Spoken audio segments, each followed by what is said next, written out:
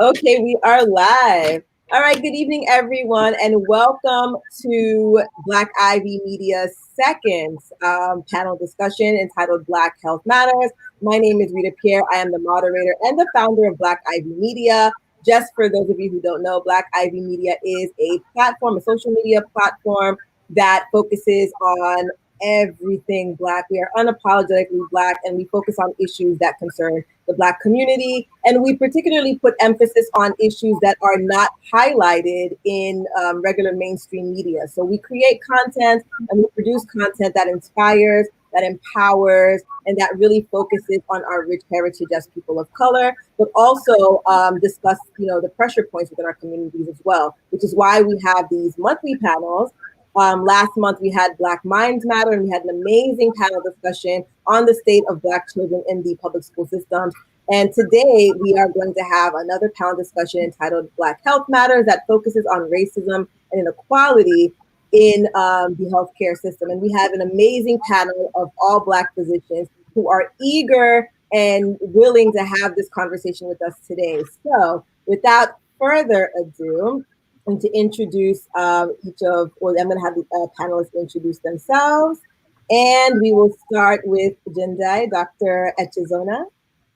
Hi, I'm Gendai Echezona. I'm from Tuckahoe, New York, and I'm an anesthesiologist and a pain management specialist, and I've been practicing pain medicine for 6 years. Okay, great. And Dr. Morgan? Hello, everyone. I'm Dr. Nurah Morgan.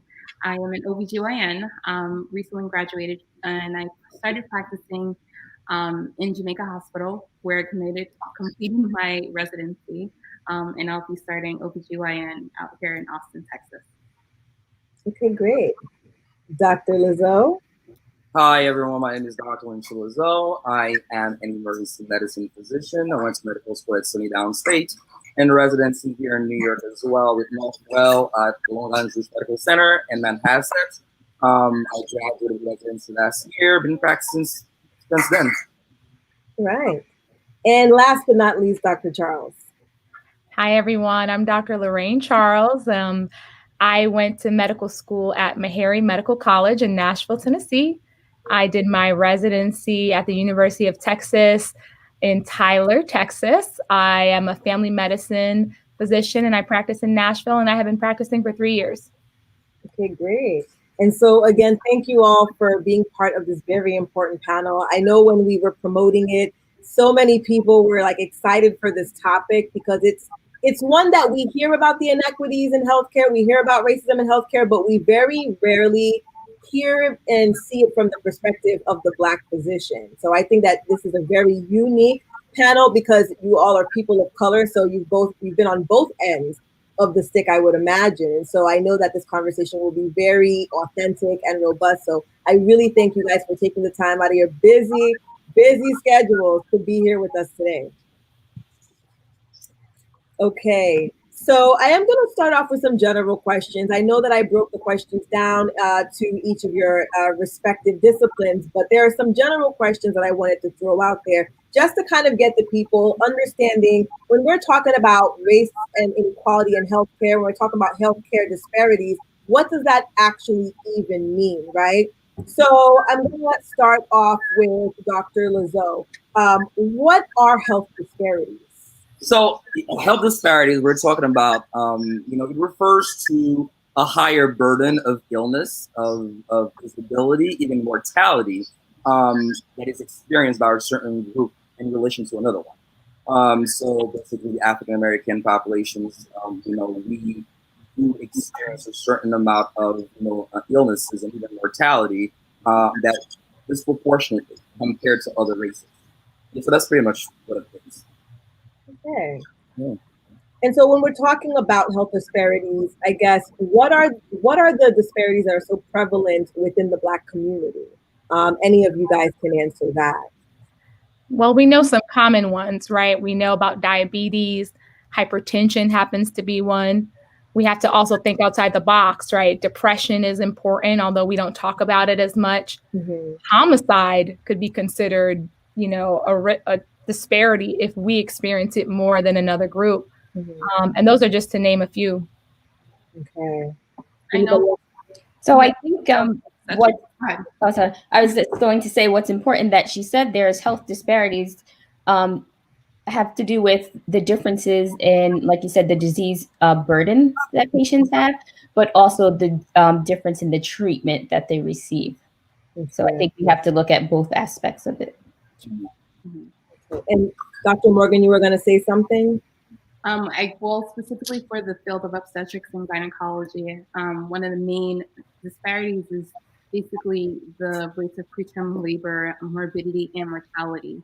When I say morbidity, meaning the negative health outcomes, having to deliver your baby earlier than 37 weeks, having to deliver under more complications, having to receive blood transfusion in the immediate postpartum period, and basically having to receive extra medication, extra treatment, rather in comparison to your other female counterparts or other patient counterparts.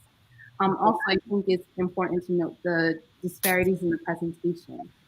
Just anecdotally, I know that a lot of Black women, I speak to women mostly just because of my field, but I know that a lot of Black women, they just experience whatever pathology, whatever illness they experience it to a greater degree. And it's more detrimental and it has a larger effect, expanding beyond like the mom, it expands to the baby, it expands like to the whole family. Okay. So now, I know people are very familiar with this idea of this racism being so prevalent in the healthcare systems, but I know you could probably identify some overt ways, right? Some just in-your-face ways of maybe how racism can be manifested in the healthcare system. But what are some of the more subtle ways? You know, like sometimes people are like, I'm not really sure whether or not this is discrimination or not. They can't really tell. But what are some subtle ways that, you know, an individual or a patient can be discriminated against, or where the inequities lie, where it's not so obvious? I guess I'll start there and kind of talk about that. I think what we have to start out by realizing is first that bias changes how we look at someone, right? It colors how we see someone, whether we view them as positive or negative. And then that leads to whether we think somebody is overt or covert in terms of how someone experiences this particular situation. So, for example, potentially for a Black patient, they may not get as much time with the doctor. The doctor may spend more time with a patient of a different race. Perhaps they will explain a medication more to someone else, you know, because they believe that they understand the medication or they can afford the medication. Perhaps they will spend more time to talk about the complications of a procedure versus someone else. Those are just some of the ways that you could see how this could be covert or overt, and someone may not be able to see that at face value. I would say in the area of pain management, what we see is sometimes the severity of pain is not documented the same. So patients can report the same level of pain or have the same level of injury, but it's shown that pain of Black patients tend to be minimized or even not documented as stated. Or maybe we document it, but maybe there's another comment there kind of undermining what the patient had stated. Okay. And that leads to not offering the same level of treatment that you would offer to their white counterparts. I think in the ER, it is the subtle ways, as Lorraine mentioned, in terms of the bias, in terms of not paying attention to the social determinants of health of the patient. So went to medical school at Kings County and training in Long Island, you can see a very a big difference in terms of the healthcare. So as opposed to when we are discharging a patient, especially now with COVID, things are being done virtually.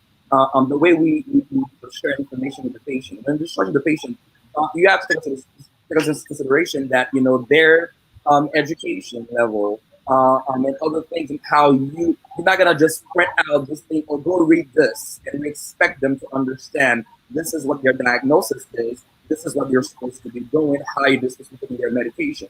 And especially if they're going to be immigrant as well, it's one of my pet peeves when people are doctors, they don't take time to ask for a translator. It is your right to ask for a translator. Don't ask the nurse over or use your broken English, broken Creole, or broken Spanish to communicate, very serious diagnosis. And I've seen that done in the ER, where you're telling someone, well, it seems like you have cancer, and you're using, your broken Spanish. No, they deserve to get a translator to explain to them in their native tongue what is going on, so that they can be more informed.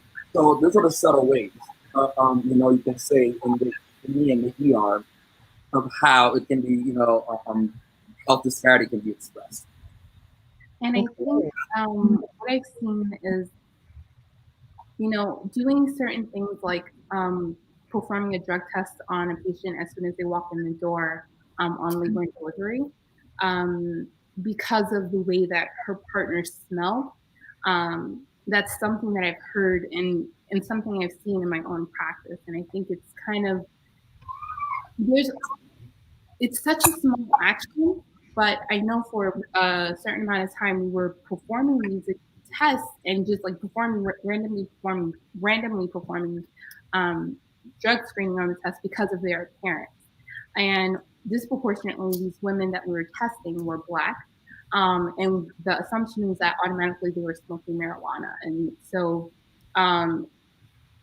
it's small things like that kind of have a trickle down effect, because if, for instance, it does come back positive, then you automatically involve ACS. Then you start involving outside factors that not only color the experience of the mom during her stay in the hospital, it colors her experience once she goes home with the baby. This is an undue stress that she has to account for, someone coming into her home, coming into her personal life, and questioning her validity as a mother, as a parent, as someone that is able to take care of their child. And it's sometimes it's done and it's really an unfounded basis that it was performed on. So. Oh man. And as you're saying these things, I'm just like, I totally see how they're being played out within, these healthcare facilities, right? I mean, even as professional women of color, I know I've been subject to some of these, these biases, right? In terms of, even getting pain medication for like an oral surgery where they're only giving me one tablet. And it's like, wait, I just had oral surgery and I'm only getting one Vicodin, and if it was not for my friends who are pharmacists and doctors who I hit up and I'm like, is there a new law that I'm not aware of that's not dispensing medication? And they were just like, no, there is no such thing. You need to advocate that they write you a proper prescription. But imagine how many people are finding themselves in these, scenarios where they don't have a friend who's a pharmacist or a friend who's a doctor that they can call and double check, and they're at home suffering because of biases, in the healthcare system. So it's really tragic, when we hear these things. And what I wanted to kind of ask next, then, in terms of what you guys have witnessed as physicians in your respective, healthcare facilities, what types of inequities and, discrimination have you seen? And if you have witnessed it, how have you addressed it as a physician of color? Okay. I was going to say, coming from a primary care standpoint, I am definitely sometimes I feel like the front line in terms of addressing my patients' concerns and navigating them exactly to where they need to be. And I have seen, extreme disparities related to, let's say I need to get them a referral to see a specialist. That may become difficult, whether the nurse will help me get that referral or will call to follow up that patient was able to be seen. Perhaps they would spend more time doing that with somebody else versus that patient because they don't think that they need that over someone else. And so you almost have to address your staff. You have to address all the supporting people there to not get in the way of that patient being able to get what it is they need. That happens to be just one example. Wow. I would say these things happen commonly in pain management. So for one, I wanted to speak to, not being able to get adequate pain medicine after procedures. And the sad part is that this spans all age ranges. So there are studies that show like patients with extremity fractures, like Black patients, are 22% less likely to get pain medication in an ER after breaking a bone. And what's even sadder is that small children with appendicitis, they are finding that pediatricians are less likely to treat the pain of young Black children as opposed to their white counterparts. So this is spanning all ages, which is, extremely sad because we're even passing on these biases to children. And what we've seen in pain management is inadequate pain control, even in the acute stages, can lead to chronic pain. So in my experience, I work still again in Norwalk, and I would say it's a strong or a small community where a lot of people know each other. So maybe you have a staff member that lives in the community, and they'll say things like, "Oh, I know this patient," or "I know their family member," and then you're judging the patient based on their family, or maybe they did have a family member, who had an addiction. It could be a distant family member, but then anyone like remotely connected to the patient is automatically written off. So what I say is that we need to be advocates for all of our patients. We need to evaluate each patient individually. And in order for us to help with this problem, we need to set our own standards of care or our own guidelines so that we can also eliminate any biases that we may have. And if we're following a standard of care, then we should be able to treat everyone equally. Well said. Well said. I think for me, I do love community work a lot. Even in medical school, I saw the problem, and I literally founded and started the very first medical patient course at Kings County Kings County and Downstate. Realizing that this was long overdue. You cannot have two major hospitals serving predominantly, Afro Caribbean population and mainly Asian population. And I will notice that on my rotation for neurology, I will wait. They will wait for me to get when I'm supposed to get there, say at 7 o'clock in the morning, and they're like, "Oh, we hear Lynchy. Let's go see that consult about that stroke." And I'm like, "Well, time is brain and neurology, right? So you are waiting on me so I can translate for you to see a patient about a consult for a stroke." There is something problematic about that. So, I started the course, and it was running for a good 2-3 years. I don't know, and I make sure that it was able to be replicated moving forward. But also moving on to residency, I continue to witness a lot of these different ways. And the ER, we see everything. It can be in the way you manage patients. People tend to anchor. Or so and so will show up with X, Y, and Z. Or they have chest pain. Oh yeah, it's probably because of cocaine or something of this. Well, no, this is a troponin. Based on the risk factors that I got. I'll try to advocate for the patients. But now, being as we are spending, we can actually fight more for our patients. And I'm glad to say I work for an organization where, as Lorraine was saying, discharging patients and expect them to navigate the system. They don't fall through the cracks, because there's a lack of health literacy. There is the lack of education. There's the language barrier. There's so many things. When you tell them, okay, you do not need to be admitted for this, but we follow up with, and we give them a list. Most hospitals give you a list of doctors to call yourself, and then you don't know the doctor for their insurance, and you don't know what's going to happen. For my company now, I can have a strong team to tell them, make that appointment. You only call the patient, tell them so and so, you're going to show up here at this particular time for this particular test. So I think there's work to be done personally as physician for us to actually check on biases and also make the difference, but also push healthcare change at the institution, at the systemic level. Okay. And I like how you mentioned, checking your own biases. I think a few of you guys mentioned that because a lot of times when we're thinking about race and inequality, we're automatically thinking about like the man, right? The white people or non-Black people who are casting biases on ourselves too.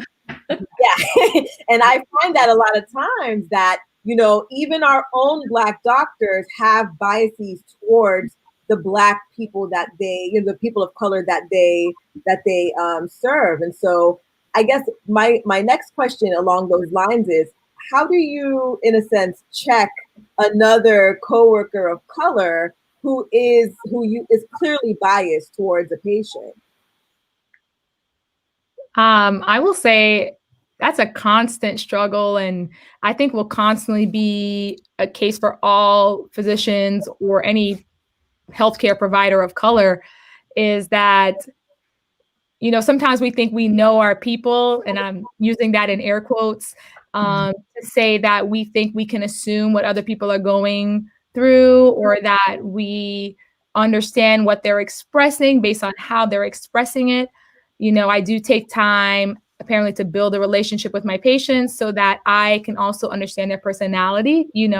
We as people of color, we have a lot of personality in how we express something, how we explain what we're feeling. And it does take special understanding with the culture to be able to understand what someone is saying. And I think that those things are really important when someone is communicating that, and to help everybody else in the staff and in the healthcare setting to help, understand that. And sometimes you, as the provider of color, have to be the bridge to that. And when you see someone else standing in the way, you have to address it. Okay. I guess in my experience, I have a more unique experience. I trained amongst a lot of other doctors of color. And I guess the question for everyone else is how, I can give an example. One time I had a patient that she was a Black woman that was brought in that was acutely decompensating.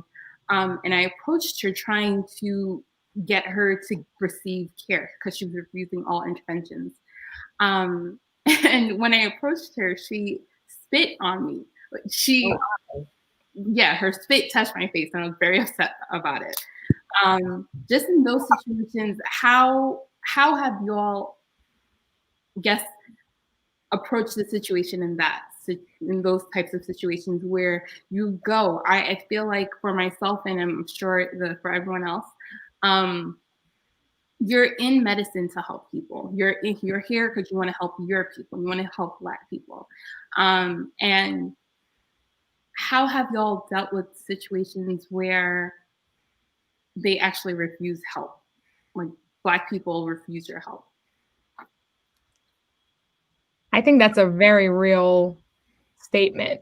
I don't know if there's an easy answer. I'm not going to pretend to say that I know that there's an easy answer. I think what I've tried to do, and I think what's important, is to start every encounter with someone expressing that that's your desire. Like, hi, this is who I am. I want to be able to help you. I want to be able to understand. I know you're suffering, acknowledging the person's discomfort, acknowledging what the person is going through, and give them an opportunity to whether accept or deny. And I think that applies for every human, really. I mean, we can't force care on people, but I think if people know that we care and they know that we're there, they're going to be more likely to share. So I think what Dr. Charles is people where they are. So I think you have to address people based on where they are in their level of care, and the type of treatments they've received and are willing to receive. So often when patients get a referral for pain management, they think, I don't want to be on these medications because I'm not a drug addict. And I would say that I run now interventional pain management program where I offer conservative therapies, non-addictive medications, and procedures to alleviate pain. And sometimes there's a medication that I'm prescribing that it's not an opioid and it's not addictive, but people think that anything you give them for pain must be an opioid. So I think you have to, ask what's your level of concern here. This medication I'm giving you, works on these nerve endings or something. This isn't a medication that's addictive. Would you be willing to try this knowing that information? So I think it's about what they know about the treatments. So explore what their concerns are, why they're not open to treatment. And once you know what level they're at, then you can kind of determine your next step. I think that was a really good question, Dr. Morgan, because I find that that's also the case where you do have a lot, people of color who do not want to go see a Black doctor, either because maybe they feel like their education is inferior or for whatever the reason is. I know as an attorney, I have that same issue where people will not come to the Black attorney. They would prefer to hire a white Jewish attorney because they feel like they'll have better representation solely because of the color of the skin, not because of the credentials. So I can only imagine in the healthcare field that you, as Black physicians who took the oath, but more so to really like help your people, kind of at times get slapped in the face when your own people are kind of like, nope, we want the white doctor. So I think that's a very valid point to make. Lynchy? I just wanted to add, it's a very good question, Dr. Morgan. Feels so weird calling her Dr. Morgan. All right, Nurah. All right, Nurah. It's a very, very good question, and I think you one of the points you hit on the nail, Rita. And I think it's this. For me, I call it the slave mentality that whatever the white man does is much better. And we think that whatever we as Black will have to offer has to be automatically inferior.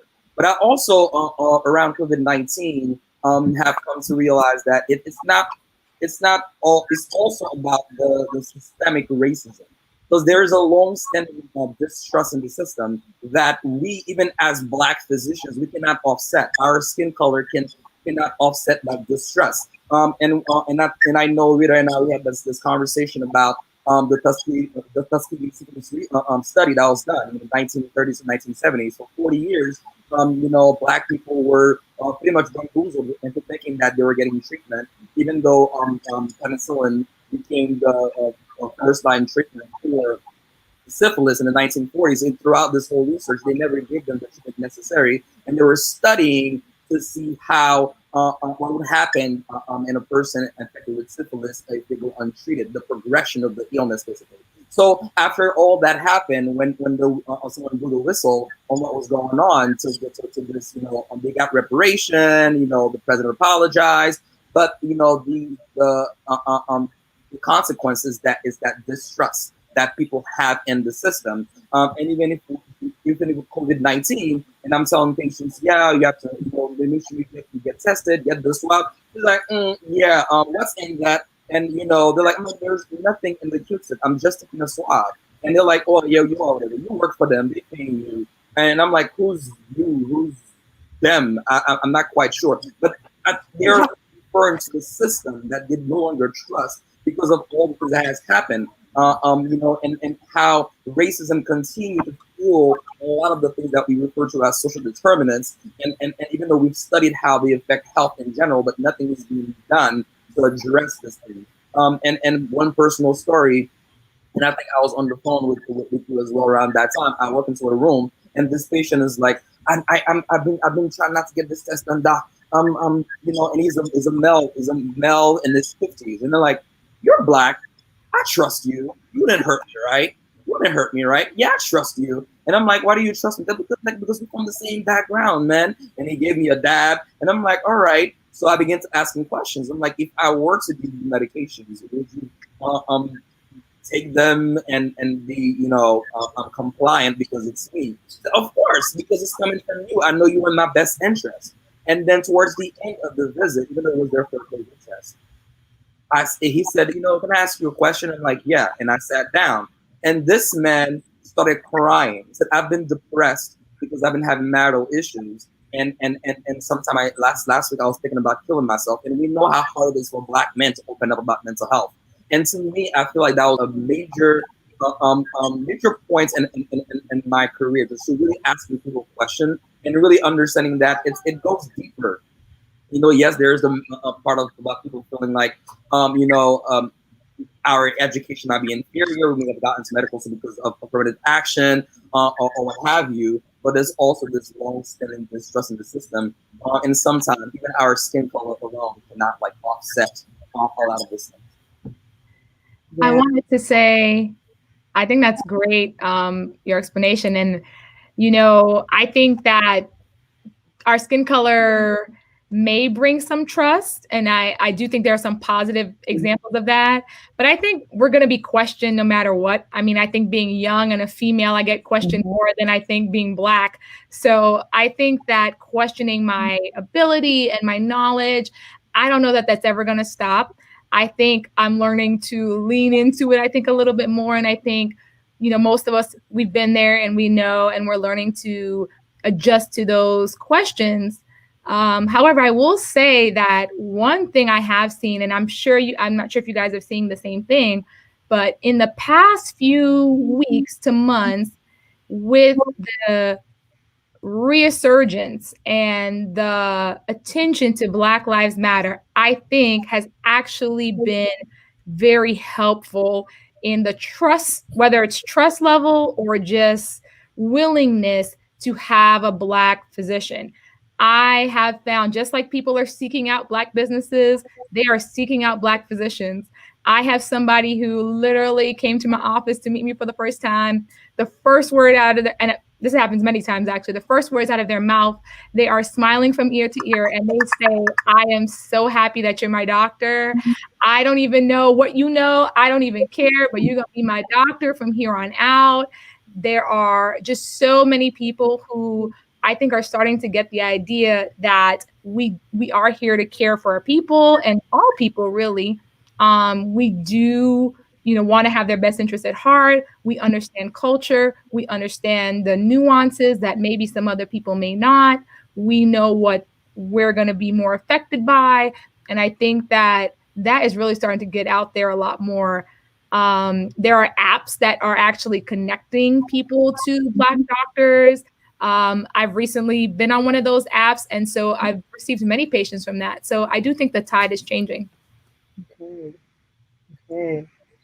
So now I kind of want to shift the conversations to, some of the questions that the people have been itching for all week. And so I am going to go by discipline just to kind of keep the order a little bit. So I do want to start with you, Dr. Morgan, because Black maternal health is something that, it's a national crisis. People are, organizations all over the place now really trying to raise awareness. The statistics are crazy. I mean, I was looking up some stats before today, and it was saying that, statistics show that Black women die from pregnancy complications 2 to 3 times more than their white and Hispanic counterparts. And I think the statistics that really kind of shook me a little more was that 60% of these pregnancy-related deaths are preventable. And so, with being an OBGYN and, being a OBGYN of color, I kind of want to, get your take on this Black maternal mortality rate. Like, what exactly are these complications that Black women seem to be, suffering at a higher rate than our counterparts? Like, what are these complications that's causing the death? So that's a very loaded question. I think also just addressing the morbidity and mortality of Black women in itself is a whole discussion panel. And I think multiple Black doctors, we need to get together and continue to fight it. But there are many causes of morbidity and mortality for the women. Mainly, you see women have higher rates of preterm labor, preterm delivery. They have higher rates of what we call postpartum hemorrhage, which is heavy bleeding after you deliver the baby. Higher rates of depression, and I've been, after I was asked to speak on this panel, I've been kind of doing a lot of soul searching, trying to figure out the answers and trying to come up with solutions for why this is, what we can do to fix it. And honestly, the underlying cause, we don't know what the underlying cause is, but I know that systemic racism is like a huge part of it. And I think the best we can do as physicians, as along with my fellow other Black physicians, is basically to address our own implicit biases and try our best to advocate for our patients at all costs, even when they don't want our help, and just keep fighting the good fight. I don't know. there's so many examples. Everyone cites the example from Serena Williams developing a pulmonary embolism immediately after her delivery, not being believed by her nurse, and it's sad, because there's nothing you can do to exclude yourself from that. You cannot educate yourself enough. You can't make enough money. You cannot. There's nothing you can do. She's a celebrity. She makes millions. Everyone knows her. I'm sure she had top-notch care, and still she's suffering from things that are for no reason. If she says she's an athlete, she's a top-tier athlete. She knows what's going on with her body. She's telling you something's not right. Then you need to address it. You need to look into it, even if you don't, just to accuse her. So it's sad that there's really nothing you can do to escape it. But the best we can do for ourselves is just to kind of, as physicians, we just have to continue to advocate for ourselves and for our patients in the best ways that we can. And that's really it. I don't know what else. I know that's not a solution. Like, what does that mean? What can we do? And what I do know is, I think establishing that relationship.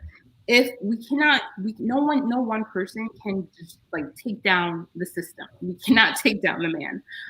But what we can do is, on a one-to-one basis with your doctor, let them know what you're thinking. Like, use your voice, speak out. There's a quote that I learned earlier in my life, speak out even if your voice shakes. Ask the doctor your questions. Let them know, whoever it is, like, listen, what about this? What if this is happening? How should I approach this? And it's like, this is what I would like to see. Is this something that you can do for me?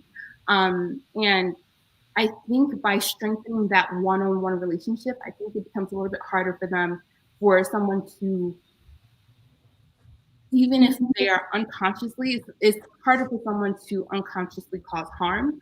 And they'll give more and they'll care more. Yeah. No, I totally agree with what you're saying. And, just speaking on behalf of a lot of my friends who are tuning in, who have went through some, horrible experiences, with childbirth. I think with respect to, you mentioned the Serena Williams, and recently I had actually seen a man who was lobbying. I don't remember what state it was in. He was speaking on behalf of his wife, who was a healthy woman, He had died I think it was post-childbirth complications. But yeah, I heard about the same situation. She had what it sounds like is she developed preeclampsia, the disease that occurs commonly in pregnancy. And I've heard about that case, and it's very sad. It's very sad, and unfortunately, it's very common.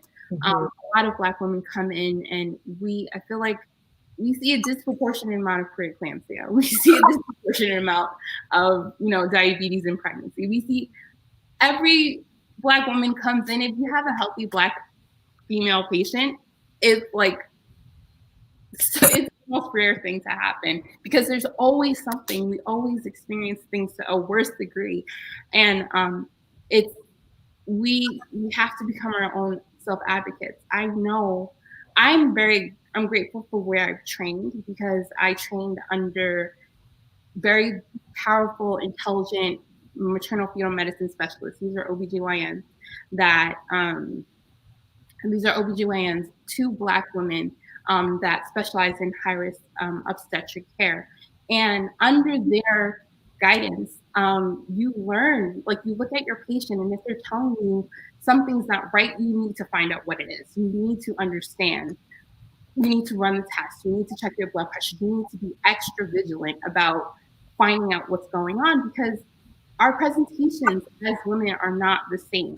And so it's kind of, when I hear these stories and they're like, oh, and the patient is, or the father, he said she was having headaches, she had swelling, they were checking her blood pressure, they discharged her home on blood pressure medication. I don't understand, in what situation would you feel that this is a patient that you don't need to keep a closer eye on?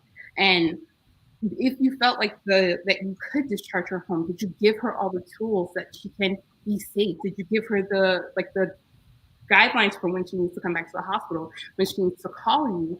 Or is it that you don't care enough for her? Is it that the whole Black Lives Matter, is it that our lives are not valuable enough for you to give us the tools that we need for our lives to continue?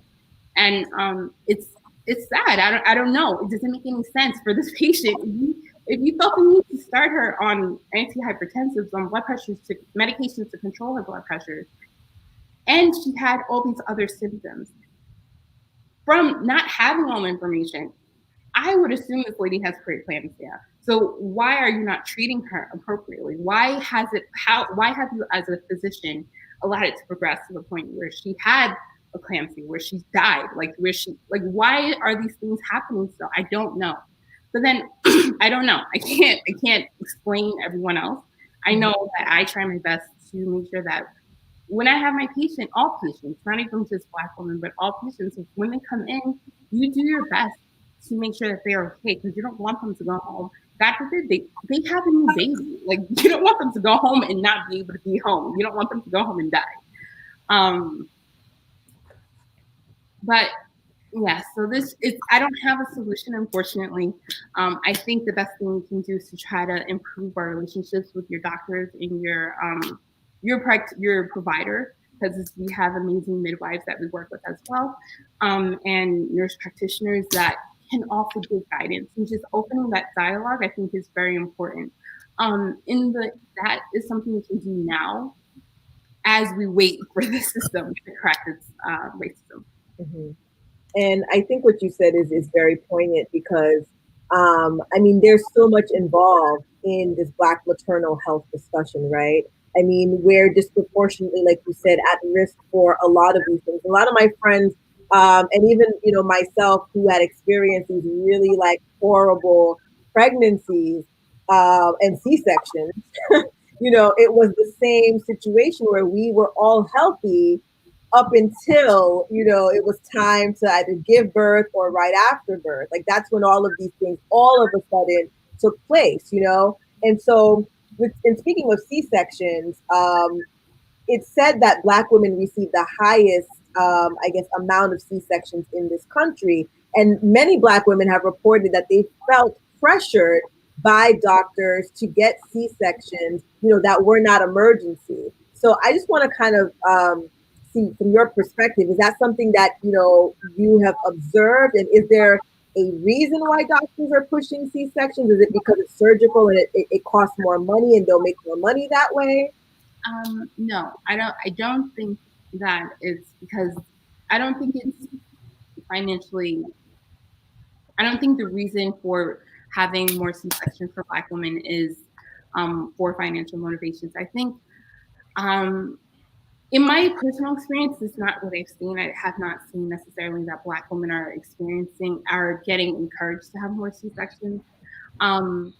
But what I'm recently becoming aware of is basically the examinations, and there's a calculator there. I was listening to a podcast, and there's a calculator that calculates the chance for success of having a successful vaginal delivery after having had a C-section.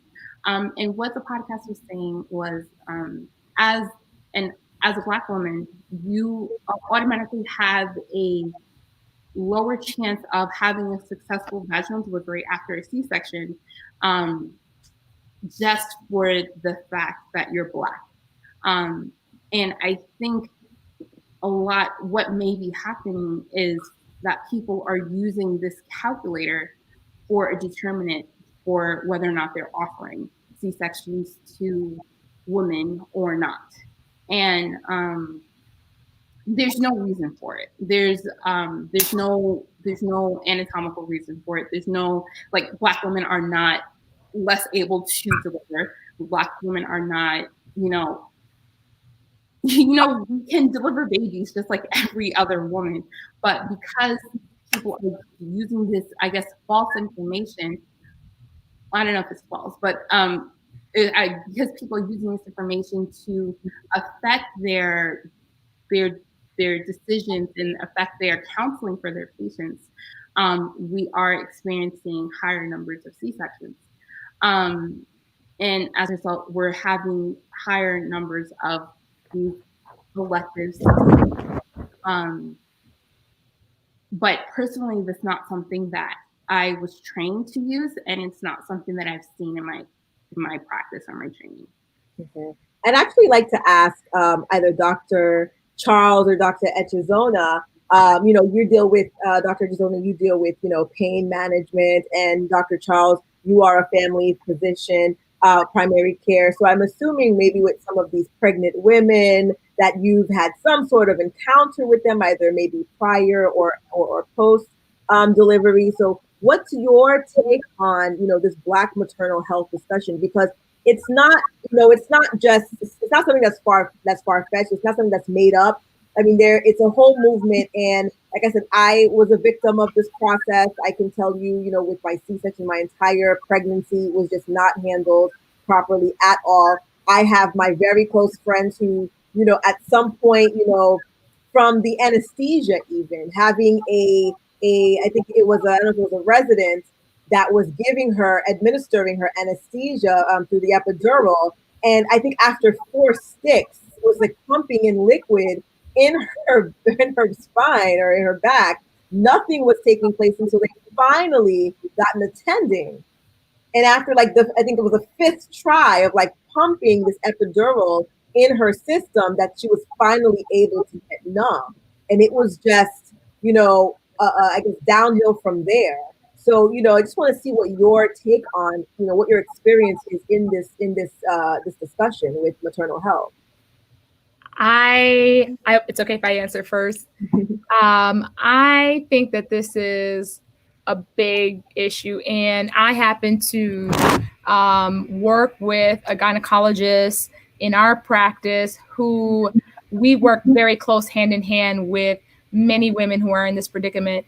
And I think the best answer for this is that the work has to be done before you're pregnant and then close work after you're pregnant. And what do I mean by this? As a primary care doctor, our goal is prevention. We want to prevent the problem from even happening. When we talk about why these women are experiencing greater complications when they're pregnant, we have to think about what state they were in when they got pregnant, right?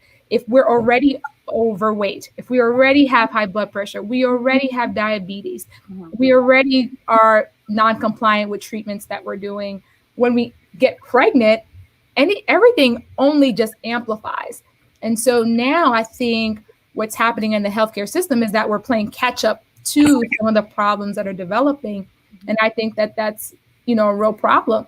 I think education here is a big thing. And that's why the systemic racism conversation is coming up, is related to how educated or how much you know about healthcare. Could you say the right words? Could you express what you're feeling enough so that the provider would understand what it is that you need? And that can be understated. If you say it hurts over here, it just hurts all over. Is that the same thing as saying I have sharp chest pain? It feels like something is stabbing me. It's going down my arm. It's been happening for an hour. Those are ways that things could be described that may help trigger that. And that's an education thing. It's, do you know what to say that someone could understand enough to get you the care that you need? So education, matters here. And that's why systemic racism has to be dealt with. The care before, from a primary care standpoint, is, really motivating people to take coming to the doctor seriously. I think my number one battle sometimes is trying to convince people that primary care is important, whether you're sick or not. A lot of people tell me, well, doc, I haven't come to the doctor because I've been well. I've never needed to come to the doctor. I don't think that gives anyone cool points, personally. I think coming to the doctor should be seen as a way to prevent illness from coming. And I think the sooner younger women take that on, the better health they can be in when they choose to conceive, and so on and so forth. We can give them guidance on how to get healthier so that they have healthier pregnancies and they have better outcomes. I don't think that can be understated enough. And I know that doesn't solve the problem of bias in healthcare, but I think if people are looking for things that they can do, I think that that's important. And I'm sorry, just to interject. Oh, sorry. Just to interject really quickly about the educational aspect. I think that's two sides. There's two sides to that. There have been studies that women that participate in what we call centering pregnancy, Black women that participate in centering pregnancy, their rates of having preterm labor are less than other Black women when you account for socioeconomic status, like other morbidities. And I think the reason that may be is because of the educational component of centering pregnancy. What centering pregnancy is basically group practice where you go through your pregnancy with a group of other women, and each visit with the doctor is about 2 hours, or the doctor or the midwife is about 2 hours, where you'll discuss the topic, you'll discuss breastfeeding, you'll discuss postpartum care, you'll discuss labor, you'll discuss food management, you'll discuss basically healthy eating options, and you'll discuss the pregnancy and all the different components of the pregnancy. And they found that women that participated in this centering pregnancy did have lower rates of preterm labor and delivery, which is one of the factors that accounts for our higher numbers of morbidity amongst Black women. Mm-hmm. But on the other side of that is that another statistic, the statistic that everyone always presents, that Black women are 2 to 3 more times likely to die in pregnancy than everyone else. That accounts for educational level, that accounts for income, that accounts for socioeconomic status, everything. And still, yet we, including myself, like doctors, lawyers, engineers, Black professional women are still more likely to die. So is it education? Is it understanding? What exactly is it? Because when we do educate our women, we have better outcomes. But on the other side of it, even if we are educated and we take initiative to find out about our pregnancy, and we're committed to this, we're still more likely to have better outcomes. So how do we reconcile the two? Yeah. And I think that that's the question that we're trying to get, I guess, the answer we're trying to get to as a collective, because you have educated individuals, like all of my friends who have experienced these horrible things during pregnancy are, they're lawyers, they're architects, they're engineers, and they're on it. They're proactive. They've been to their prenatal appointments. They've been to everything. They've taken every class you could think of. They're advocating while even on the table, for certain things. And that's why Dr. Echezona, I wanted to I guess get to you with respect to anesthesiology, because I find that, when it comes to the epidural and the pain management, like there's a lot of issues even within that have people wondering, somebody just posted a question here, or, is it attributable to a lack of empathy on the parts of these physicians when, they are administering certain, drugs or performing certain acts, and even with, the C-section in itself and the stitch back, right? Stitching it back up. There's reports that Black women, are botched a lot of times when it comes to the staples. Yes, exactly. The staples as opposed to the clear, solution. Is there a lack of empathy there? So I think that may be part of the problem. I also think, when you're getting things like your epidural, pain is very subjective. How people express pain is very subjective. And I often, we state that when Black women, say they're in pain, they're not taken as seriously, or we're thought to be, stronger individuals who can handle pain a little better, or we're expected to handle pain better. But speaking for the epidural, I would say that I also used to see the flip side, that patients didn't want an epidural or were afraid to get the epidural. So they're like torturing themselves in pain because, their grandmother or their mother told them that with this epidural, you can get paralyzed. Mm-hmm. So I think we have to take the time to speak to patients, to educate them about how the epidural is done. Like, I always say we're going at a level that's below your spinal cord, so you're less likely to get something like paralysis.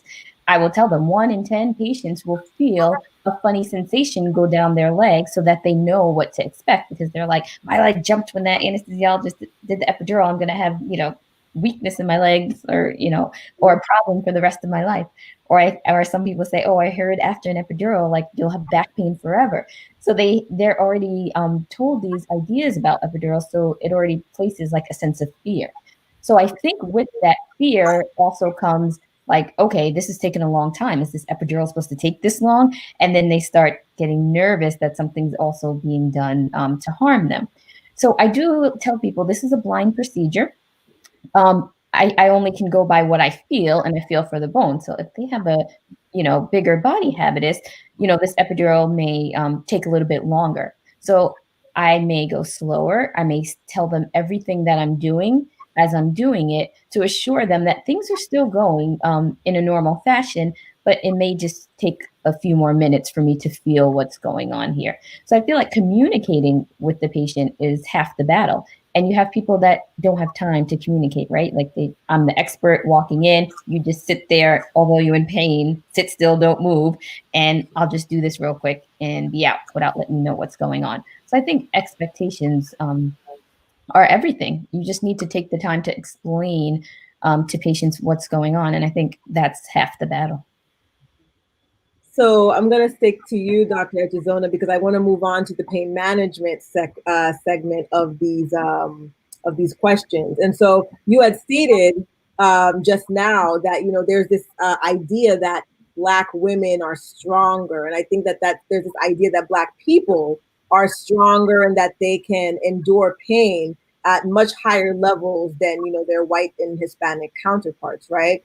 And so as being a pain management, specialist and anesthesiologist, I guess, what are some of the complaints or concerns that you've heard from patients that, have come to you for treatment with regards to how they've been treated in other, healthcare facilities with respect to their pain concerns? So one, I think I am a little more patient than the average person. So one, they do say like, oh, nobody ever listened to my complaint. And for me, diagnosing the problem takes teasing out like where the pain is coming from. Like, do I have to diagnose a particular like nerve pain syndrome? So sometimes they do have, your patients may have a vague statement like, oh, it hurts, my whole arm just hurts. So sometimes I'll say, okay, does this part hurt? Does this part hurt? Does it go all the way to your fingers? Or is it going down your leg in the front of your leg, the side of your leg, the back of your leg? So sometimes we have to tease things out a little bit. As far as Black patients, being perceived to be stronger, I do think we're resilient as a people, but we still have the same nerve endings as everybody else. And, there's this belief that we're less sensitive to pain. And I think one study reported that 40% of first and second year medical students did believe that Black people had a thicker skin than white people. Wow. And what really surprised me is that some of these studies were from like 2016. We're not talking like, oh, back in the day, this is what people were taught. Like people were believing this in 2016. And the studies went on further to say that once these trainees had this belief, this did affect the treatment plan that they, would proceed with. So these ideas about, Black women being stronger or having less sensitivity to pain are still circulating out there. So I think it's important that we know these ideas are out there and we educate, medical students, residents about these myths and tell them it's not true. And I think, just let them know about these biases that are out there, because even if, they didn't think that was necessarily true, sometimes, unless we're, asking them their particular beliefs about it, it could just be a bias that's, unknown. Mm-hmm. And, it's interesting that, you're talking about the fact that 2016, like only a couple of years ago, we have reports that are stating that, biologically, in a sense, Black people, I guess, are just, made differently. Like this sounds like something from like the early 1800s. Not to cut off, but actually, it's still even current. We're still taught as OBGYNs in training as residents that the different types of pelvises that we have, like the gynecoid, platypoid, anthropoid, android, but basically different types of pelvises that women have are basically akin to their race. So Black women are more likely to have an anthropoid pelvis, whereas a Caucasian woman is more likely to have a gynecoid pelvis.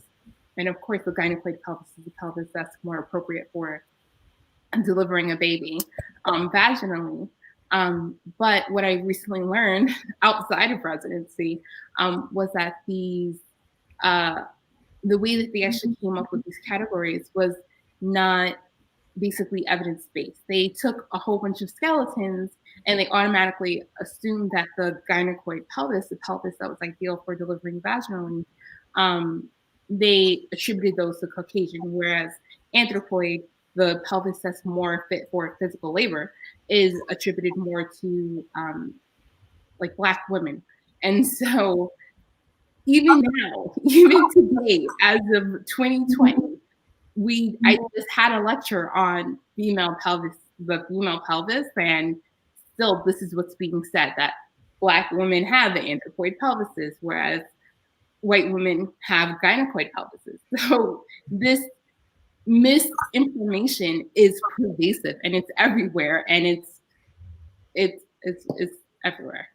So. Yeah, and I think that that's what's very concerning, is that we have this rhetoric that is still playing out in our healthcare systems, and that this is exactly why systematic racism is still very pervasive and it's running amok within our system. Lynchy, Dr. Lezeau, you had something to say? I had a few things to add. Sorry, it was female. We're talking about the health. You guys have the floor. But of course, being in the ER, I do see a lot of that as well. So basically, what I wanted to say, it really boils down to, like we've been saying, systemic racism. How so? So there are 3 states in a lot of cities. There's like Ohio, Wisconsin, and there's Michigan. They have declared racism as a public health crisis.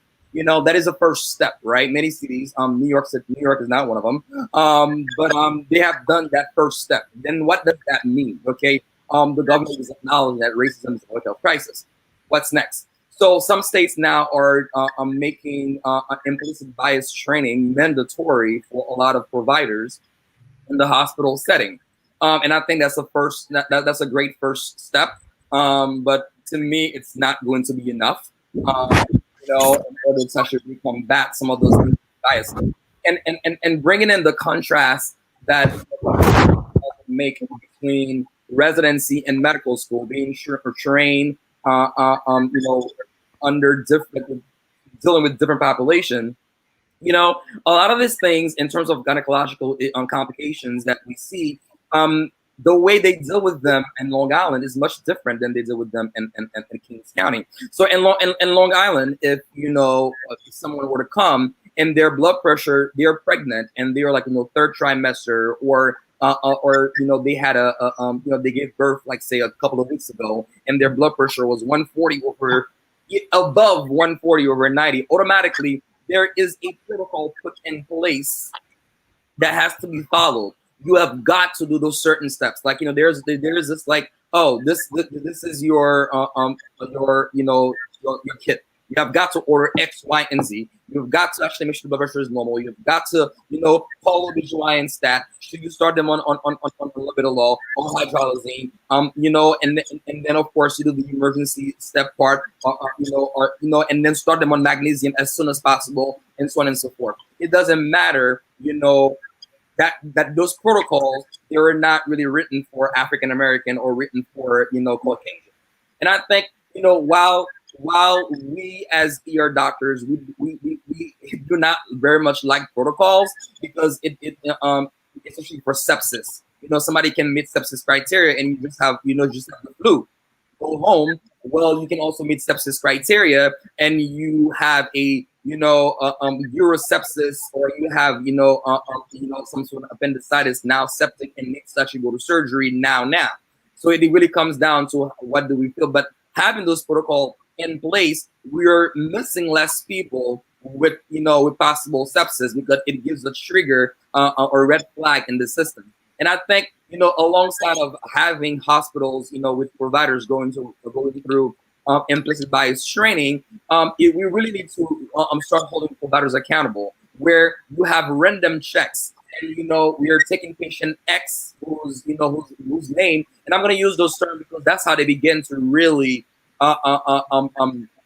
categorize people and start imposing their biases. It starts with the name. Lakeisha Johnson. As already see Lakeisha Johnson with Medicaid on as my next patient. Automatically, I'm gonna do the bare minimum, versus so and so with last name Esther Berkowitz, who shows up. I already know I have to do much more for that patient. So now going back, if I think a good way to start is to begin to pull those charts and randomly and take out those names, take out the insurance or whatever. Did you follow the protocol, and why not? Whether or not the person was African American or Caucasian, you knew if they showed up, they had X, Y, and Z. Yes, we hit adhering to those protocols because every patient is different, but at least this was supposed to be done. You were supposed to evaluate for that. You have to answer as to why, as a physician, you felt the need to ignore or not follow the protocol. You have to explain. Like, if somebody shows up, oh yeah, well, even though they meet criteria for sepsis, heart rate is X, Y, and Z, and temperature was elevated, but the patient clearly has a viral illness. They have the flu, and I felt that after that they could be discharged. And as Dr. Morgan was speaking, it brought up something I've been wrestling with lately. Being in the ER, we work a lot with risk stratification tools. And I started thinking to myself, how much of that when we were in medical school, when they were risk stratification, how much of that was really motivated by racism? Because we learn a lot, about I've been reading a lot about health disparities in the prison system, and all we know about that is if someone was incarcerated, automatically they're at risk of having tuberculosis, HIV, hepatitis C, boom. But nothing is being done to address as to why are those people at higher risk of having those infectious diseases when they're in the system. What is the problem? Is there an interruption to the medical care when they get into the criminal justice system? What is being done to address that? We just come to accept them as risk factors and not looking into how they are being promoted. They are being fueled by systemic racism. And I think that's the problem. I think there is a concept. There was recently a paper published that speaks to what they call weathering. Which is basically the external stressors that we experience as Black people, and how it basically affects our health, and it affects our genetics. And then I think that plays a part into what we call epigenetics in the field of medicine, in that a lot of the trauma, I will call it trauma because it is a form of trauma on different levels, and that's experienced across the board. You experience it, like, say if you have a name like, what is the name you said, Lakeisha Johnson or something like that. If you have a name, having to always have to defend your name and have to overcome, like, kind of fight against your name, not to have your name accepted as before you even walk in the door. And then after, if you've gotten past that point, having to address the extra pressures that are placed on you just for being a Black person and having to be constantly second guessed. I'm sure all of us as professional Black people have heard, oh, you have to work twice as hard to get half as much. Yeah. And that in itself is a form of trauma, because why do I have to work harder? What is it that makes me less than, that I have to do more than Becky whatever? Because, like, what is it? Why am I less than? And having that constant questioning does affect us, and it affects us and it affects our children. I'm sorry, Lynchy, I'm about maternal but how do we deal with that? Yeah.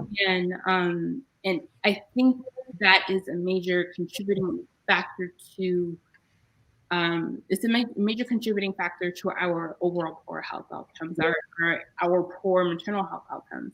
And I think that can be an explanation for, even as Black professional women that are in the top, 5% of income that we make, why are we still not having, why are we still having negative health outcomes?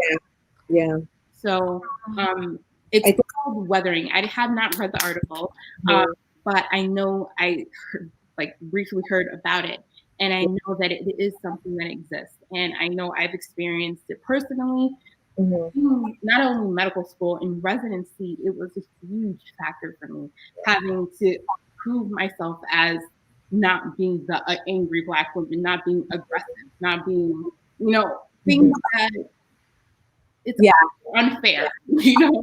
I think that when we're talking about, again, doctors and, just being Black doctors and having to serve the community and really being at the mercy, in a sense, of people, these are things that, unfortunately, you're going to, have to deal with until we find ways to really move away from that.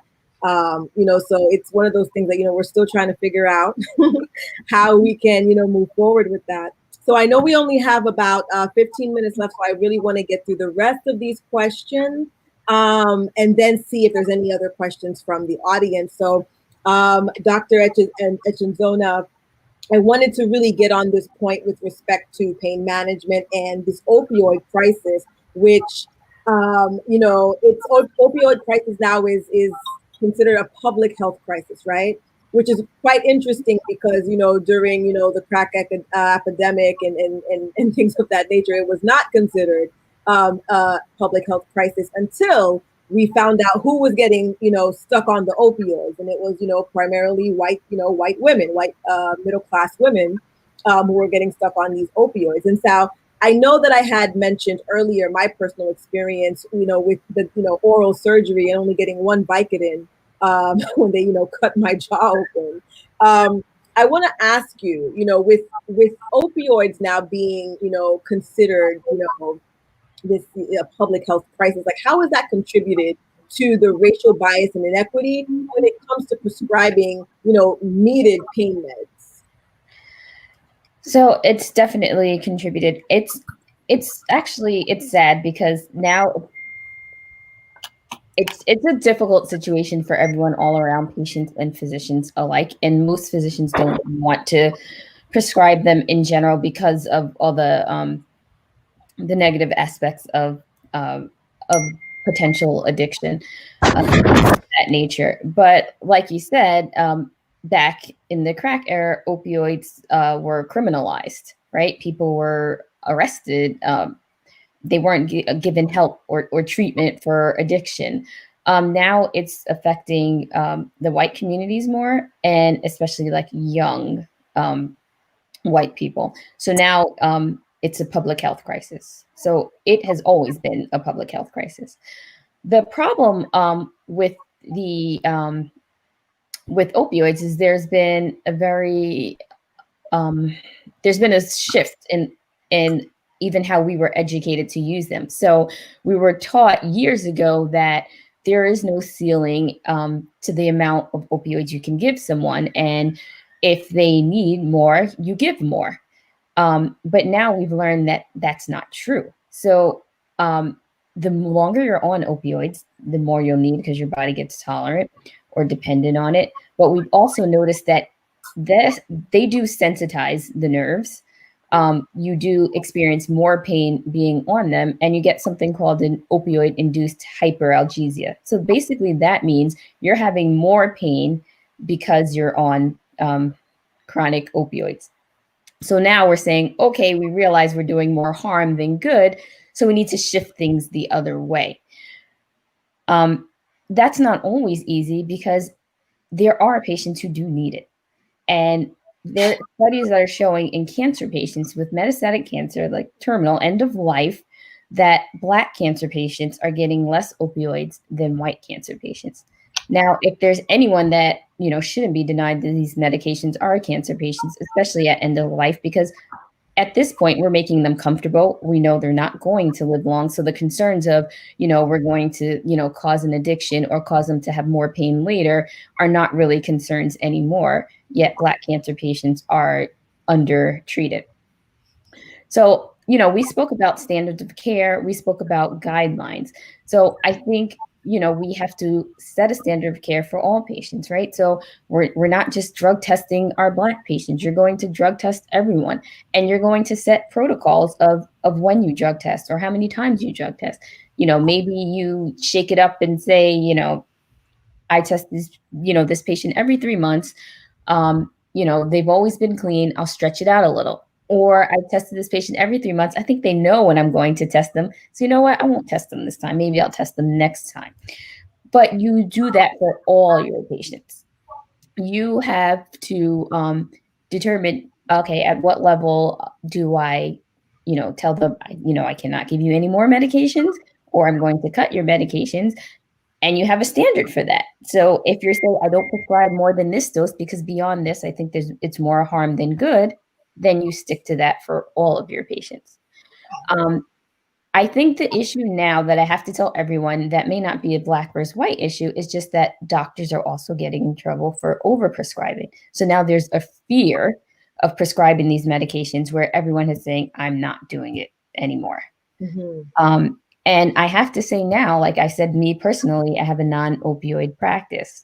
And for me, I did struggle with having a hard time, like, whose pain do I believe, whether it's, Black or white, because it is so subjective. And then I would see patients coming in, and no matter how much I gave them, they were never better. The scores just kept going up, up, up, and not down. So for me, it was eating at me. And I was saying, there has to be another way, because no one ever comes back to me and says they're better. Now, in an acute surgical pain, that is totally different. If you're going for surgery and we're cutting you open, we know you're going to need something for the pain. What we do need to educate is that, maybe you don't need opioids alone so that you can minimize the amount that you take. And maybe we're giving you other things too. Now, often I have patients that say, what's Tylenol? That's not going to do anything for me. Or what's Motrin? That's not going to do anything for me. But sometimes that in combination with another medication may help you. So I think we have to treat everyone individually, but, have your standard of care. So at least you're checking the minimum required box to say, I'm being fair to everyone, which is not being done out there. So we have a quick question from the audience, Dr. Echezona. How can we ensure then the standard of care? So we said that there has to be one, but is there any way to really ensure it? That's very difficult to do. So one, there's guidelines on, let's say, from the CDC on how much should be prescribed. So you said you have a surgery. Well, the guidelines do say that, doctors can give up to X amount of days of treatment. So those rules are there. So the doctor that says, I'm only allowed to give you 1 day worth of medication, well, that's not true. it says that, I can give you 7 days worth of medication after your surgery. So that guideline is out there from the CDC. There are guidelines on the doses of medication that, they shouldn't go over. So each doctor can create their own, like, well, this is my personal policy, but hopefully that's the policy for everyone. Now, as far as drug testing, we have to drug test everyone. That's the standard. So if people are not getting drug tested, don't think, oh, my doctor's just trusting me. He's also not following standard of care if he's not doing that. There's also rules that they have to check for every patient, the prescription monitoring programs. So see when, how many prescriptions have you filled, recently? Are you getting it from multiple doctors or not? And they should be checking that for every patient.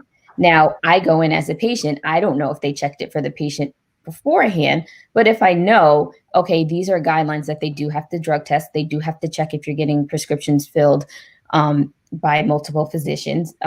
At least I feel a little secure that, okay, this is a guideline that they say they have to do it. And it's not just that Gendai walks in here and she's a Black woman, asking for medication that we're doing this. So it's hard because the guidelines actually make you scrutinize patients a little more. But like I said, then you have to scrutinize everyone. But I think also doing the drug testing could show I don't do drugs. I am clean. So we sometimes make assumptions that people are doing drugs or are selling the drugs, and to see, okay, they have it in their system, they're taking it, maybe they're not diverting it. So sometimes it works in your favor to do these things because you have nothing to hide, right? If you're clean. So you can take my urine, yeah, because it will then prove that I'm not using, any recreational drugs. Okay. So it almost sounds like there needs to be a whistleblower among the gates in order for there to be some standards.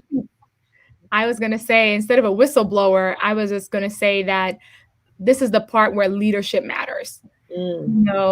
What we haven't talked about, we've kind of alluded to some of those things about protocols and how will things change with all these questions that we can't answer.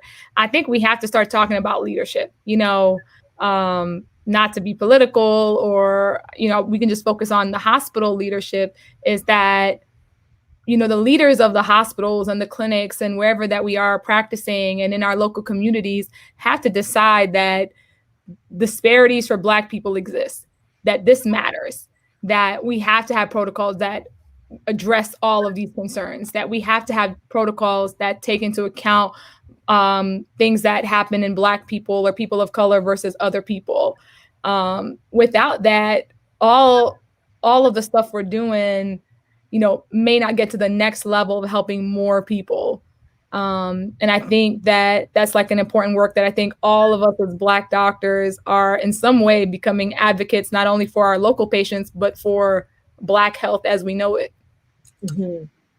And so, Lorraine, I just want to actually stay on you as a primary, care doctor. I know we've talked, here and there about, the role of a primary healthcare doctor as being somebody who's there really about the preventative care, right? Making sure that, before we end up in this chronic land, that, you're doing what you need to do.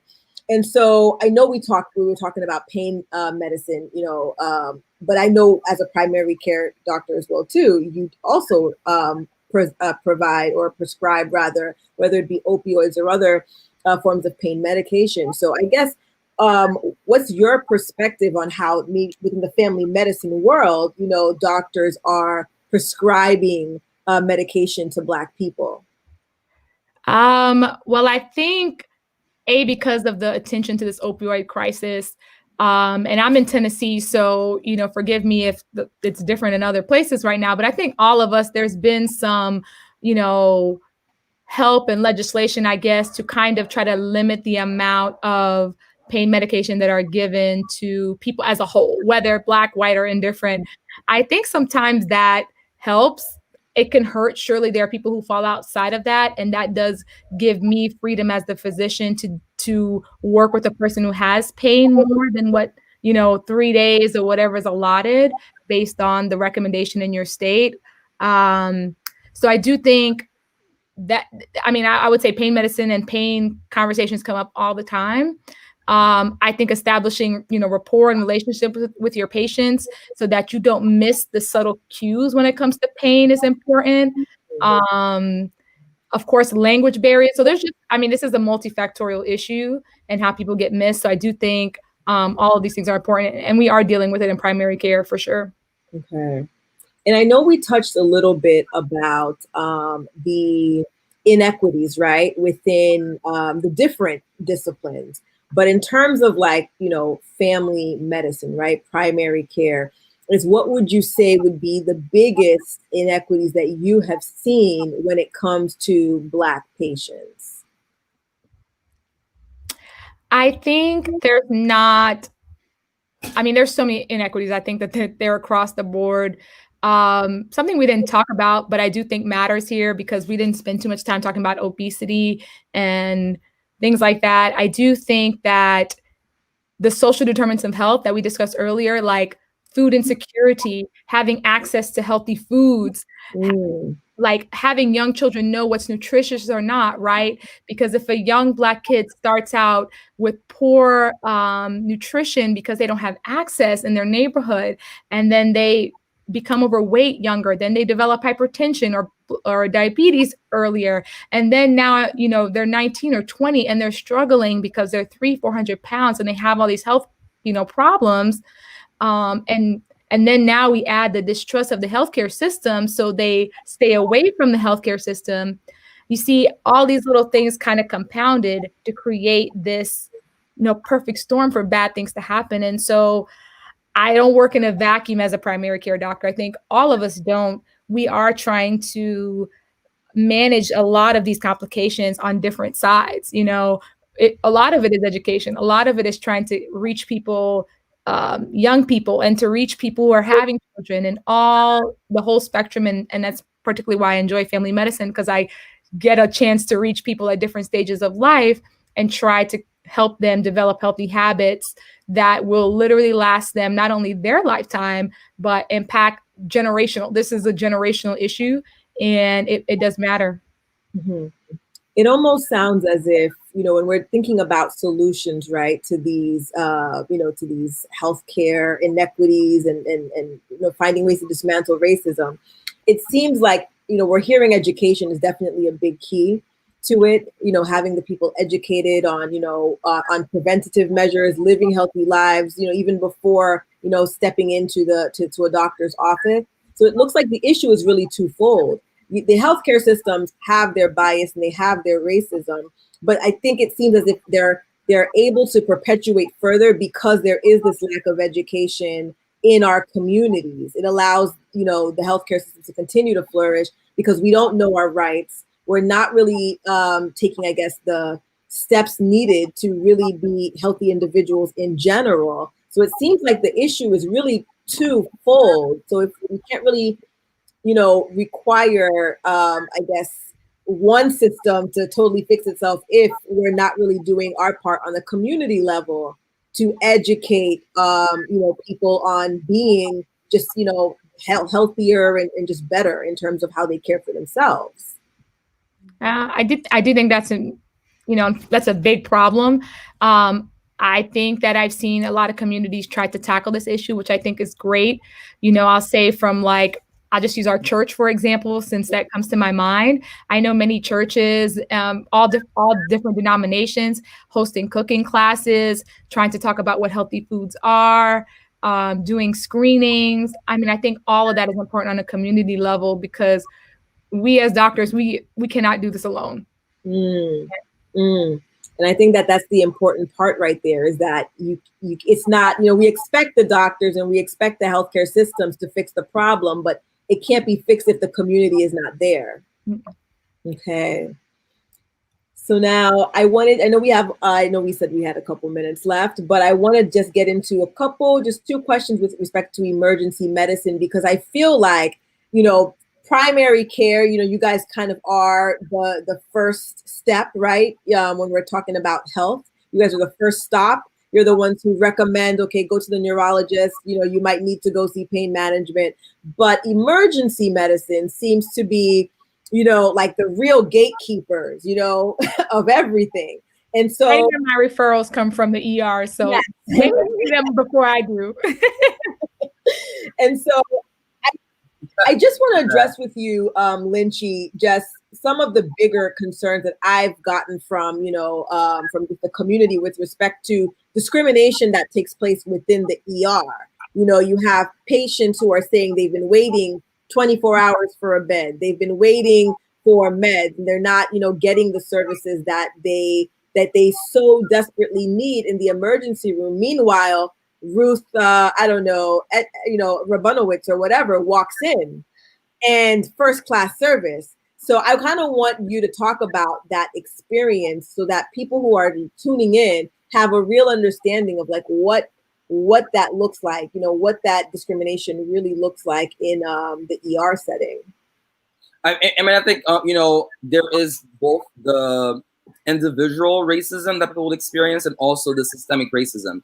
It's kind of hard to really address the individual racism because it really boils down to the person, to the physician seeing the person, right? And we've been talking about all these things because all the things, our anesthesiologists we are talking about, the OBGYN, they all play out as well in the ER when it comes to pain management.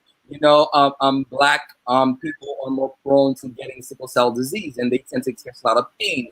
And their pain is oftentimes disregarded.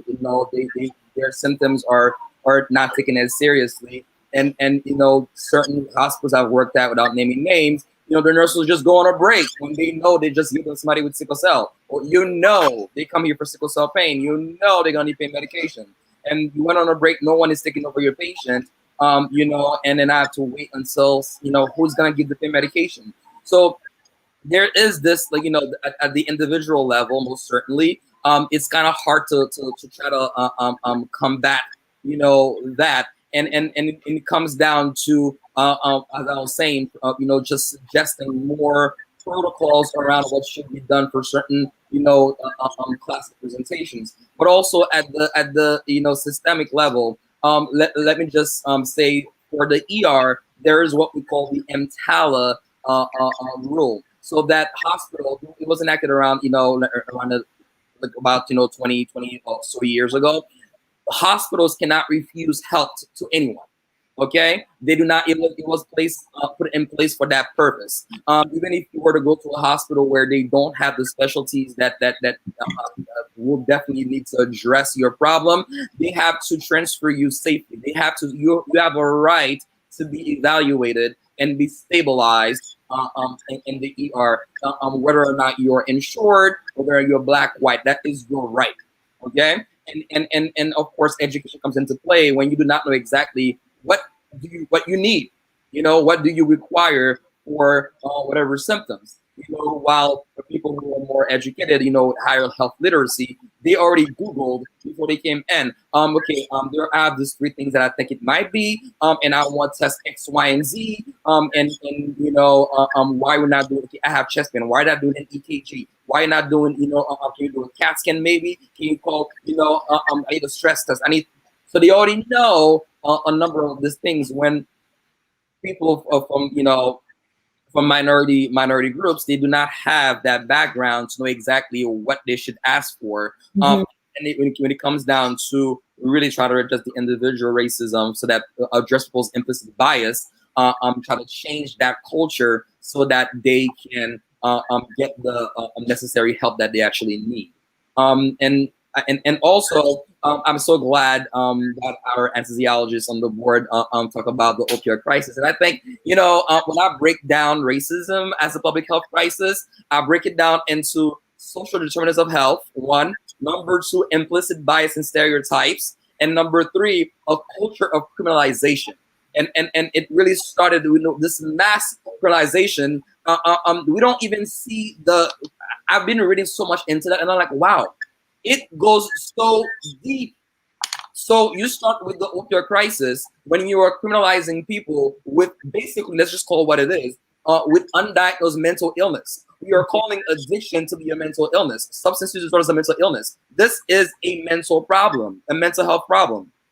We were criminalizing them, which fuel mass incarceration. And when they get into the justice system, there's a lack of healthcare, where I've been reading how automatically Medicaid gets cut off once you get into the criminal justice system, and they cut it off, and now they try to, when you have to get back on it, right? They imagine you go now and you are released from prison. There's a period where you try to get back into your insurance, where you're not able to get medical help, and you're bound to return to prison because you're going to get criminalized again because of your undiagnosed or untreated mental illness. Because there's an interruption in the healthcare.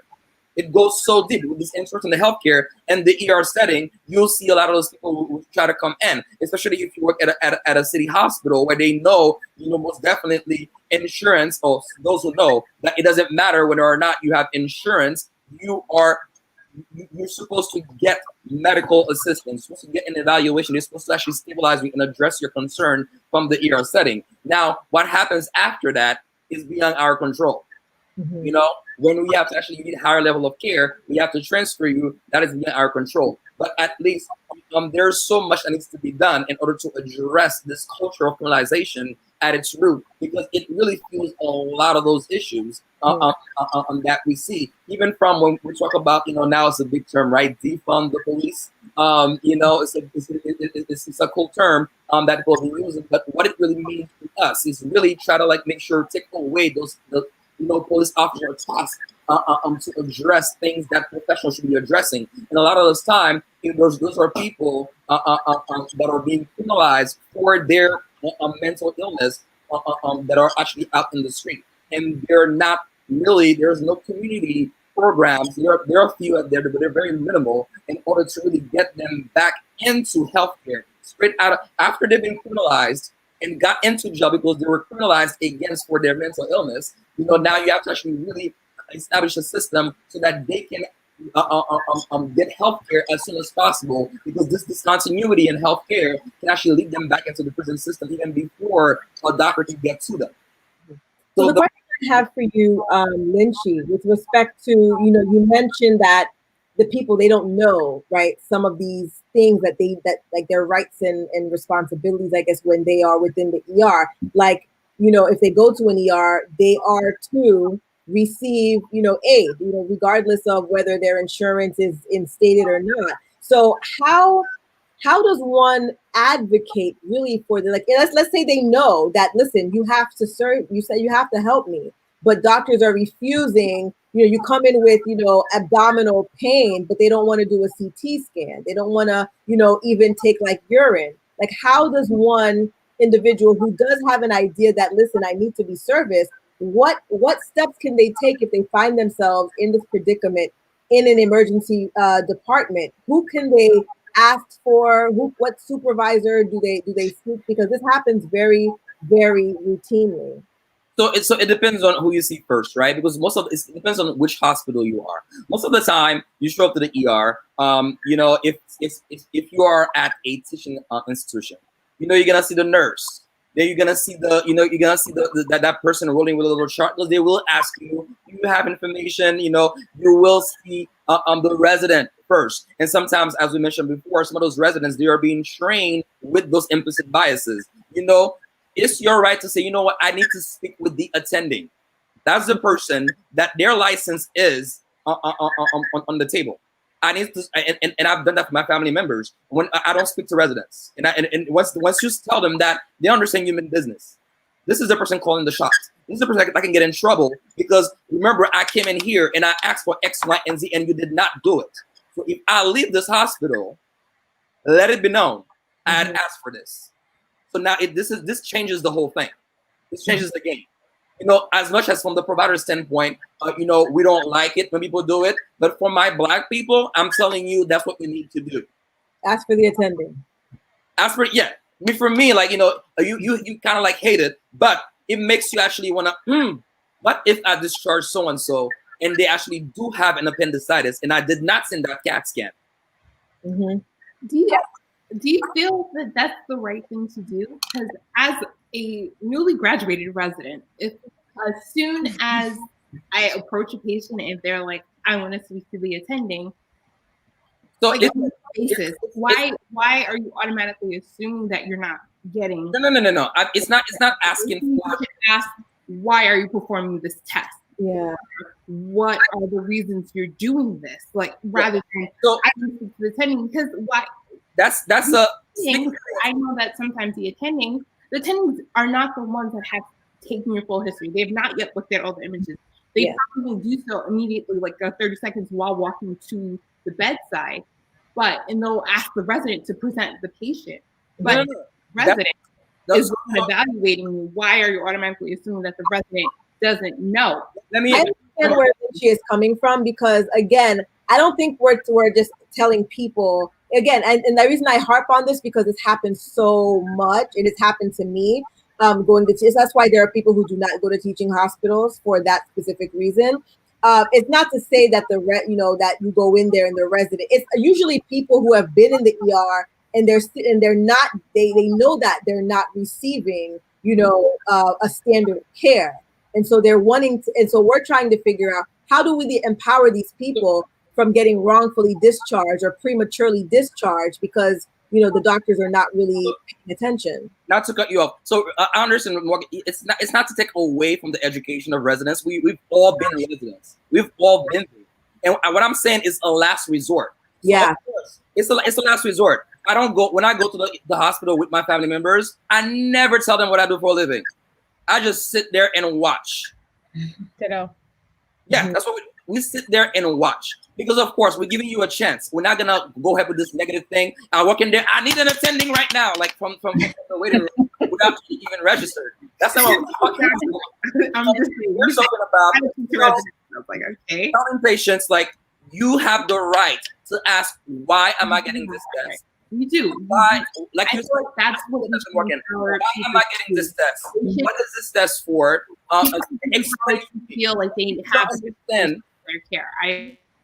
If you don't understand, and and English, say, what, English is not my first language. It is my right to ask for an interpreter. Don't call the next person, the next nurse. No, they should have a system in place to call a professional interpreter to explain things to me in my own language.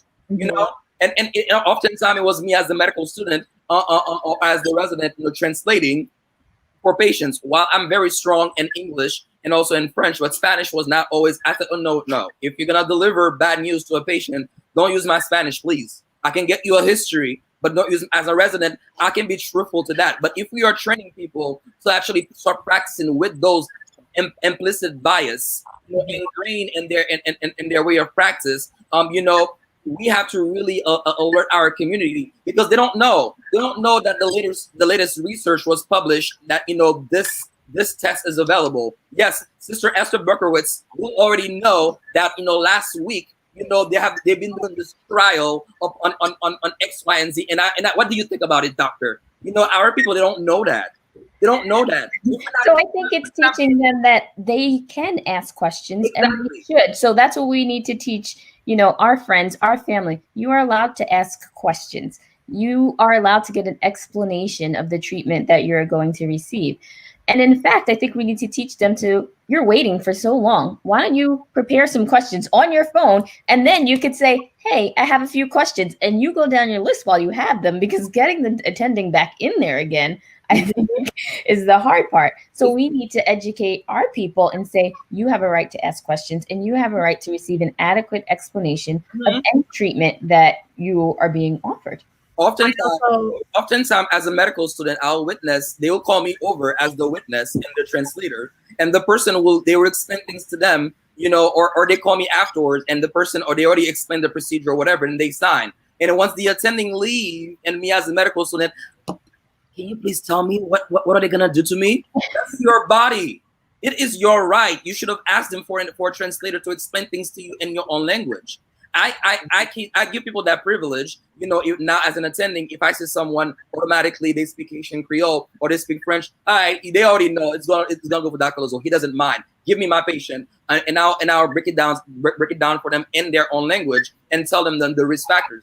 But there's not gonna be, how many lynches are there? There's gonna be one of me, in many of those institutions. But to address the problem, you're supposed to know that it is your right to ask, why am I getting X, Y, and Z? Why is this being done? What are the complications of this? Explain this to me in my own language, and if you feel as though, you know what, I see you've done everything that you think is needed, but I'm telling you, this abdominal pain is none like no other. Something is not right, and I don't think I should be discharged now. And if they're pushing back saying, "Oh no, we're done," no, you've been coming here, and you have those people, right? They call them frequent flyers in the ER. Yeah, they have frequent flyers, and that's a name as a resident I had gotten in trouble for using the term frequent flyers, because they have a negative connotation to it. Because the moment the person comes as a frequent flyer, you tend not to do more for that patient. Oh, they've been here before. They're just coming here for the same old thing. And automatically, for me, I had to okay, because I got in trouble as a medical student, I think of doing more. If this is your second time, I should do more. What did they do last time? Oh, you have chest pain? They only did an EKG. Let's do a troponin this time around.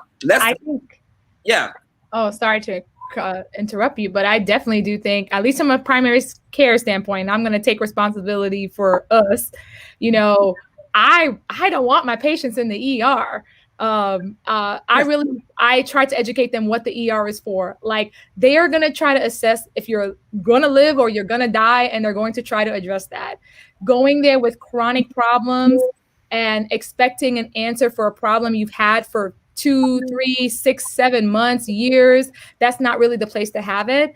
And it's not uncommon for patients to get sent out of the emergency room to go follow up with their primary care doctor to address a problem that's really not acute. So I do think the education, at least from our standpoint, which I know I'm doing, and I know all of our primary care doctors are working hard at that, is to try to keep our patients out at places like the ER unless they absolutely need to be. Try to educate them what services help with what, and encourage them to ask questions and to deal with chronic matters outside of those settings so that they don't feel like they're not being heard and their problems actually get answers to. And I think, with what you just said here, I think that kind of really recaps and puts a pin in tonight's discussion with respect to, Black health, is that education. And I think that as Black physicians, for me, I feel like it's almost like incumbent on you all, since you're part of the community, to really push that education, through your treatment of your patients. And it seems like all of you guys are doing that. Some of you guys have even led initiatives within, medical school and within your respective offices for that. But I think that, Lynchy made a couple of good points with respect to our white counterparts, with the fictitious, I say Ruth Rabinowitz. I don't remember the last name that you use. Berkowitz, with, our fictitious Ruth Berkowitz, who, when she comes to whether it be the ER, whether it be primary care, pain management, OBGYN, she's already saying, here's the data from this test, and here's the trial that was done in Switzerland, and 5 people were successful. Meanwhile, our Black people, we're using urgent care and emergency room as, our primary source of, of medical intervention. And there has to be a way for us to bring a stop to that so that we can really address, right, the racism and tackle the racism and inequalities in the healthcare system. Because I think as long as we're still uneducated and we're still, moving the way we're moving, it's going to be hard to really address, expect changes on the higher level, if on the low level we're still, again, going to the ER for chronic illnesses and using that as our main way of healthcare. So, I think you all made wonderful points, and we had a couple of questions that we addressed within the audience, but it seems like everybody really digested what you guys said today. So I really thank you for taking the time. I know we went over. I was trying not to, but the conversations were getting so involved.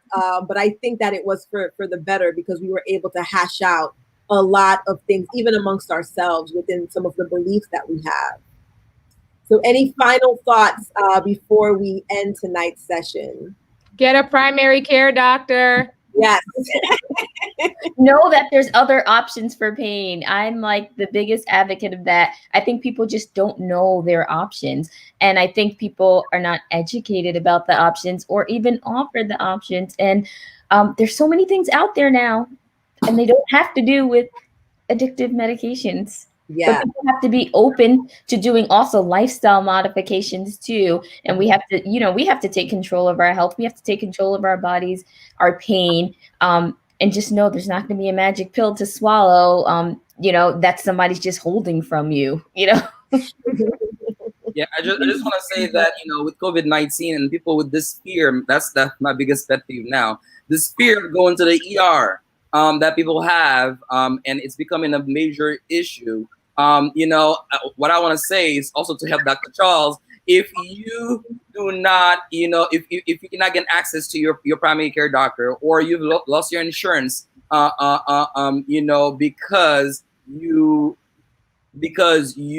lost your job throughout COVID-19, you can go to the ER, get that refill. I'd much rather you get that refill for that high blood pressure, that diabetes, and high cholesterol now, instead of you showing up at urgent care with the heart attack, with the 500 and the DKA, and then I say you have to go to the ER, and then you put up a fight. No, I'm not going to the ER.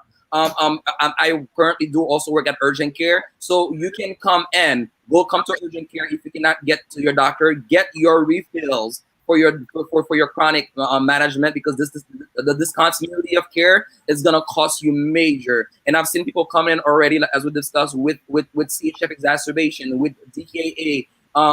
They coming in with urosepsis, other things that could have been addressed at a very early stage. But now you do have to go to the ER, even though you fear going to the ER for COVID. So that's my tidbit. I think it's just important just to continue to foster dialogue with patients, with your patient, with the provider, and with other people in the community. Speaking out about your experiences that you've had, speaking to people that are in the profession that are not necessarily taking care of you to get a different perspective, and just opening conversation as much as you can. And I think in educating yourself, make sure that you get your primary care provider, that you're taking ownership of your own health, and speaking with your provider about that. I think that is the best way that we can just improve our own health. Okay. I just wanted to say that I'm so proud of you guys. Like, it's such a beautiful thing to be in the presence of just like Black excellence, like Black doctors. Like, when I told people I had a panel of all Black physicians, they were just like, wow, like I have to see this. So definitely give you guys yourselves a round of applause for getting as far as you've come, and still are willing to give back to the community, right? In any capacity that that you're able to. Like, I feel like that's beautiful that you guys even took this time to be on this panel to really educate the community, because like I said, you guys are tired. I know all of you guys are working hours that are unexplainable. So, and you guys have kids. So thank you so much for just taking this time. And, with that being said, everyone, thank you for tuning in to another wonderful panel of Black Ivy Media. Stay tuned next month. We have another panel discussion ready for you. For those who just came late on the live, this will still be available on our Facebook page at Black Ivy Media, and also it will be on our YouTube channel starting tomorrow. So with that being said, thank you everyone, and have a good night, everyone. And follow us on Instagram, Black Ivy Media. Thank you. Bye.